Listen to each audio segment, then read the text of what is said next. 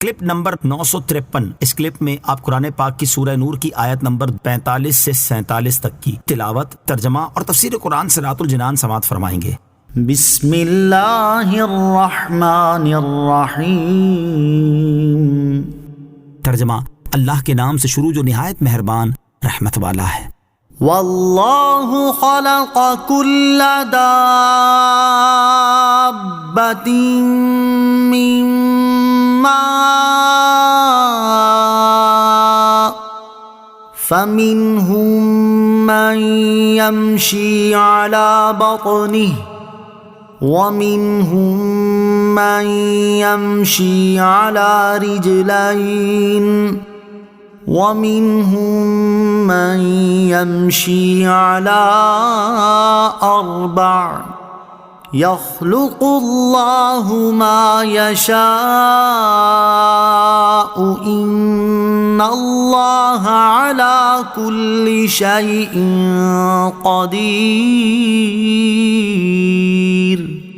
ترجمہ، اور اللہ نے زمین پر چلنے والا ہر جاندار پانی سے بنایا، تو ان میں کوئی اپنے پیٹ کے بل چلتا ہے، اور ان میں کوئی 2 پاؤں پر چلتا ہے، اور ان میں کوئی 4 پاؤں پر چلتا ہے۔ اللہ جو چاہتا ہے پیدا فرماتا ہے، بے شک اللہ ہر شے پر قادر ہے۔ واللہ خلق کل دابۃ من ماء، اور اللہ نے زمین پر چلنے والا ہر جاندار پانی سے بنایا۔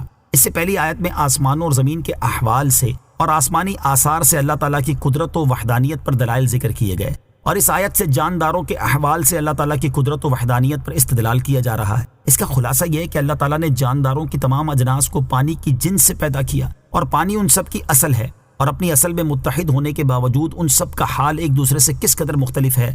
یہ کائنات کو تخلیق فرمانے والے کے علم و حکمت اور اس کی قدرت کے کمال کی روشن دلیل ہے کہ اس نے پانی جیسی چیز سے ایسی عجیب مخلوق پیدا فرما دی۔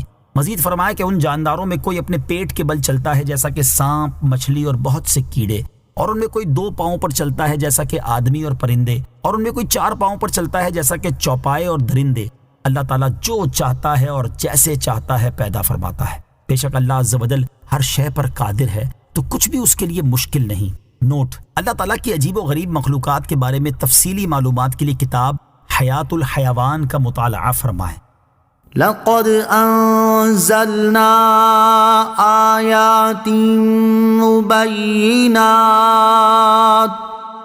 واللہ یہدی من یشاء الی صراط مستقیم۔